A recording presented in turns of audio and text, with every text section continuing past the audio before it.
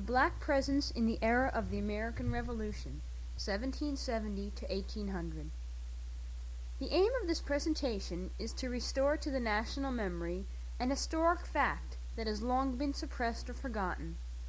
The living presence of black men and women during the 30 years that stretched from the martyrdom of Crispus Attucks in the Boston Massacre of 1770 to the conspiracy of Gabriel Prosser in Virginia at the turn of the century. These slides are reproductions of pictures in an exhibit which appeared at the Joint Free Public Library of Morristown and Morris Township in 1975. The exhibit was on loan from the National Portrait Gallery of the Smithsonian Institution and traveled around the country to help in celebrating the bicentennial. The book concerning the subject of this slideshow may be found in the library today. Following are some excerpts from the exhibition. 3 black units. There were 2 all-black units in the Revolutionary War, and a third that voyaged from Haiti with the French. Colonel Christopher Green's 1st Rhode Island Regiment distinguished itself for efficiency and gallantry throughout the war. Little is known about the Bucks of America, a Massachusetts company, except that John Hancock chose it for a special honor. The Black Brigade of St. Domingo fought well in the autumn of 1779 at the Battle of Savannah. The Black Regiment of Rhode Island was formed in 1778 because that colony had been unable to supply its troop quota to the Continental line. In the Battle of Rhode Island, the regiment of 95 ex-slaves and 30 freemen fought the Hessians. The Bucks of America. About all that is known of Boston's all-black unit is recorded by William C. Nell in 1855. Quote, "At the close of the Revolutionary War, John Hancock presented the color company called the Bucks of America with an appropriate banner, bearing his initials, as a tribute to their courage and devotion throughout the struggle.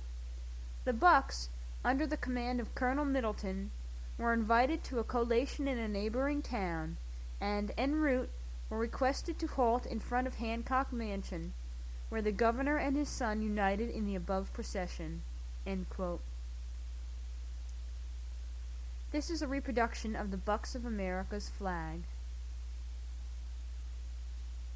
The Black Volunteers of St. Domingo. The soldiers of the Black Brigade from Haiti fought first in our revolution, and then went on to fight for Haiti's freedom, the second in the New World to achieve independence from Europe.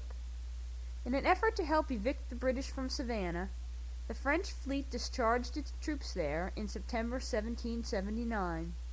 Among them were 545 colored, volunteer chasseurs, mulattoes, and Negroes, newly raised at St. Domingo.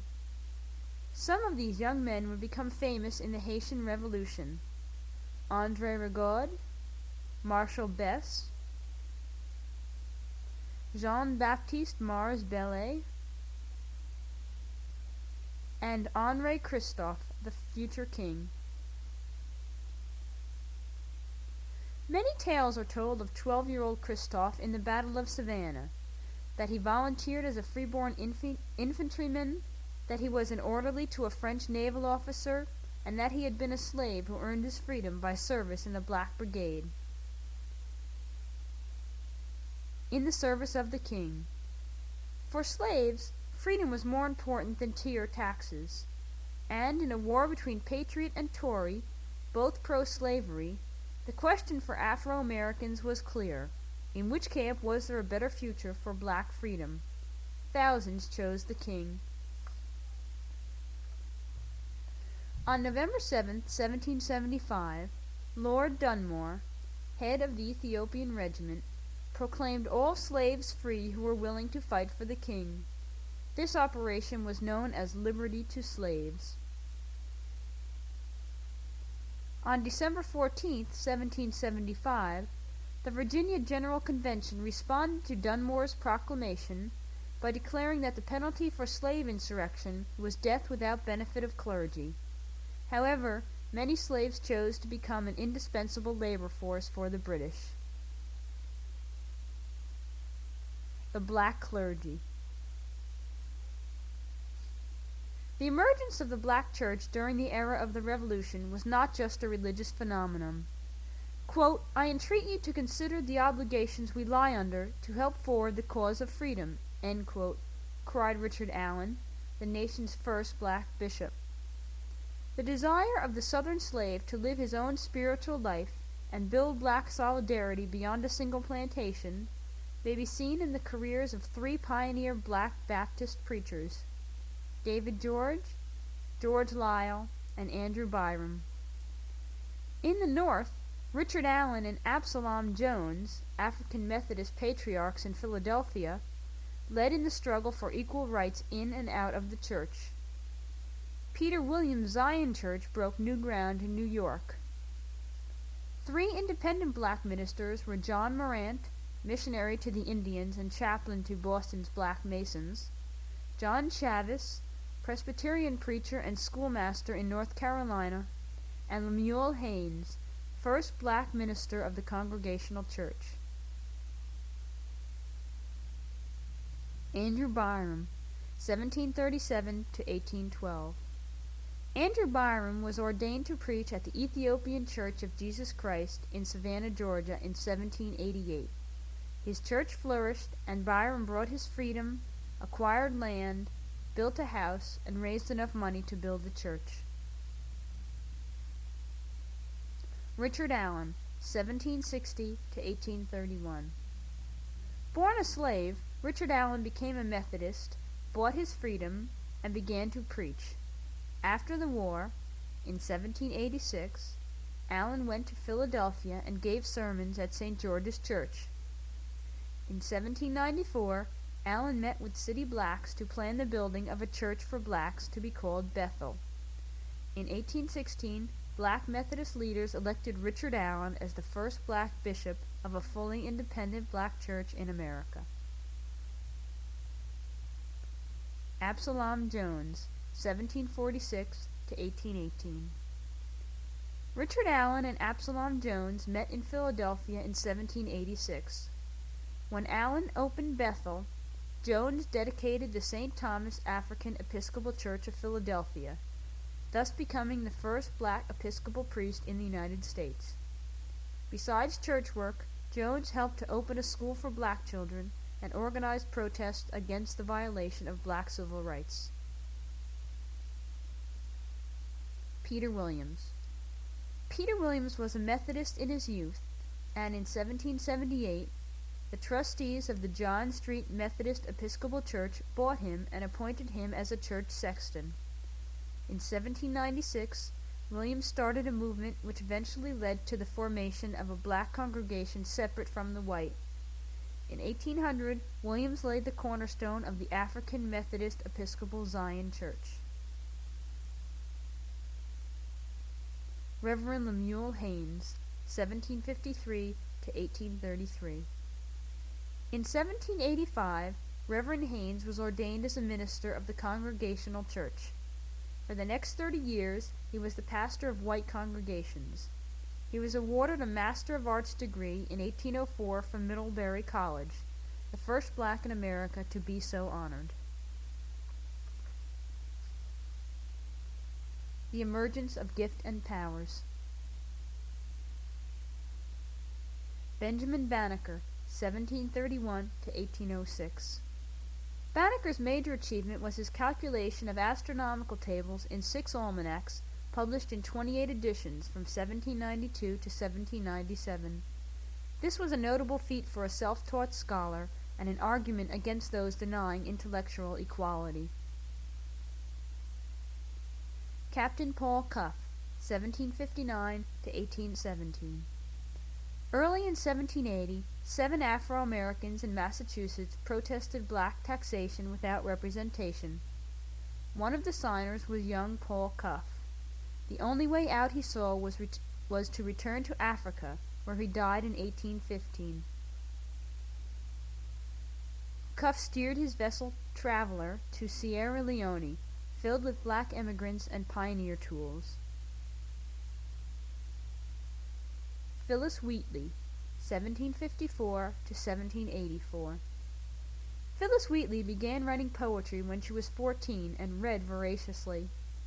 She followed politics closely and included politics in her poems. Her first book of poems was hailed by Banneker, Washington, Franklin, Voltaire, and others. O laudo equiano, Gustavus Vasa, 1745 to 1797. Vasa was a Nigerian chief's son whose voice of resistance was heard when America tried to obliterate all traces of the African culture in Africa. When his autobiography was written, he became a transatlantic hero. His narrative probes a wide range of themes and recounts the evolution of a bewildered young slave into a statesman of his people. 11 Against the Odds. In white America at the time of independence, not many black men and women of genius were recognized, and plain folk of modest talent, slaving in the fields and working as woodcutters, wagoners, cooks, housekeepers, drovers, fishermen, and artisans in shops and forges, faced immense odds. Yet, here and there, individuals emerged as men or women of force and ability, whose lives disclosed a great deal about the voiceless masses from which they came.